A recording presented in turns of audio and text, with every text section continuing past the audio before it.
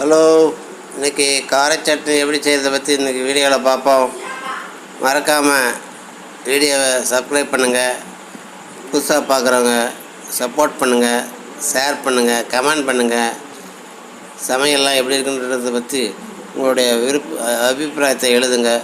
வாங்க வீடியோக்குள்ளே போகலாம்.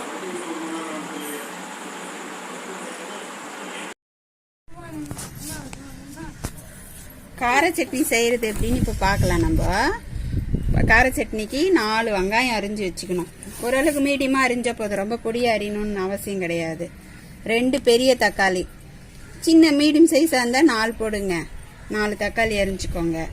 வெங்காயம் எவ்வளோ அரியிறோமோ அதில் 3/4 பங்கு தக்காளி அரிஞ்சு வச்சுக்கணும். கொத்தமல்லி கொஞ்சம் கிள்ளி வச்சுக்கோங்க. ஒரு பூண்டு உரிச்சு வச்சுக்கோங்க. பெரிய பூண்டாக 1 உரிச்சு வச்சுக்கோங்க, ரொம்ப நல்லது வாயுக்கெல்லாம். அதனால பூண்டு கொஞ்சம் நிறைய போட்டால் டேஸ்டாகவும் இருக்கும் சட்னி. ஒரு சின்ன நெல்லிக்காய் சைஸ் புளி எடுத்து வச்சுக்கோங்க, சின்ன நெல்லிக்காய் சைஸு.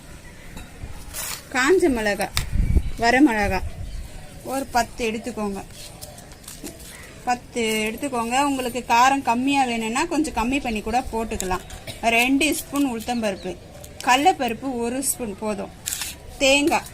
தேங்காய் 2 சில்லு வச்சுருக்கேன் நான். இதை வதக்கி எப்படி அரைக்கிறதுன்னு இப்போ பார்ப்போம். நம்ம ஸ்பூன் எண்ணெய் ஊற்றிக்கணும். கார சட்னி செய்கிறது எப்படின்னு இப்போ பார்க்க போகிறோம். 2 ஸ்பூன் எண்ணெய் ஊற்றிக்கணும். 2 ஸ்பூன் உளுந்தம்பருப்பு, கடலைப்பருப்பு 1 ஸ்பூனு, அது எண்ணெயில் போட்டுடணும்.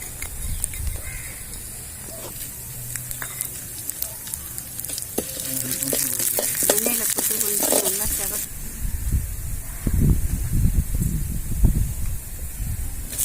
கொத்தமல்லி கிள்ளி வச்சிருக்கேன், கொத்தமல்லி போட்டுக்கணும். பூண்டு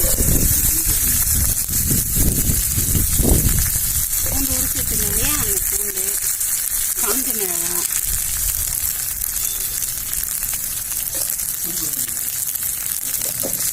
போட்டு நல்லா வதக்கணும்.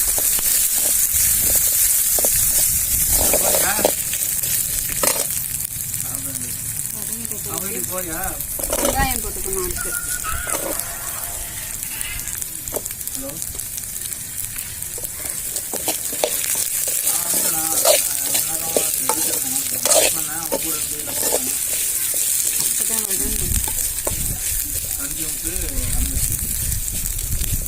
அது மூணு தான் இப்போ புதுசாக ஆட் பண்ணிருக்கீங்க நியூவா.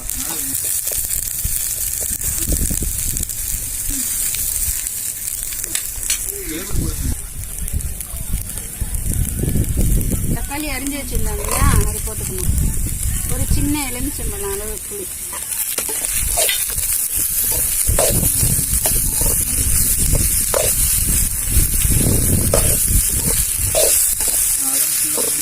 சேர்ந்து நல்லா வதக்கணும். தேங்காய் சேர்த்து மிக்சியில் அரைச்சிட வேண்டியதுதான். அரைச்சிட்டா அவ்வளோதான், சட்னி ரெடி. வரைக்கிடலாம்.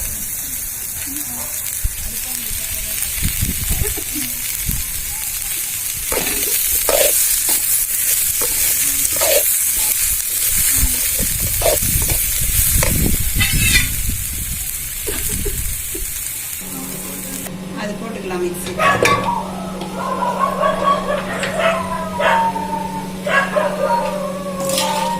நம்ம வதக்கினதெல்லாம் ஆறிடுச்சு. இப்போ மிக்ஸி ஜாரில் போட்டு அரைச்சிட வேண்டியதுதான்.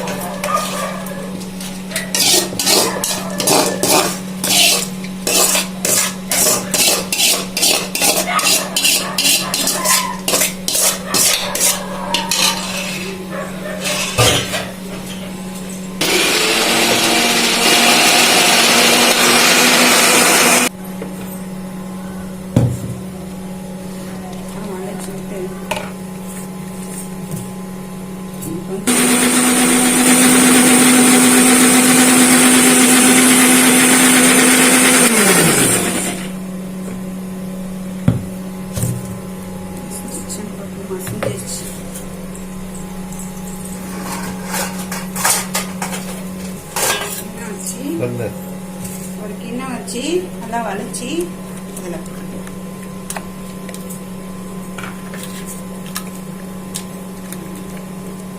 திட்டமா அரைச்சுக்கணும். ரொம்ப நைஸாவும் வந்துச்சுன்னா வலுவலுன்னு இருக்கும். கொரகொரனும் இல்லாமல் நைஸாகவும் இல்லாமல் ஒரு திட்டமாக இந்த பதத்துக்கு சரிங்களா.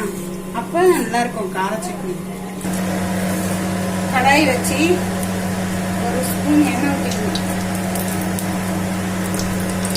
ஒரு ஸ்பூன் ஊற்றிக்கிட்டு கொஞ்சமாக கடுகு உளுத்தம்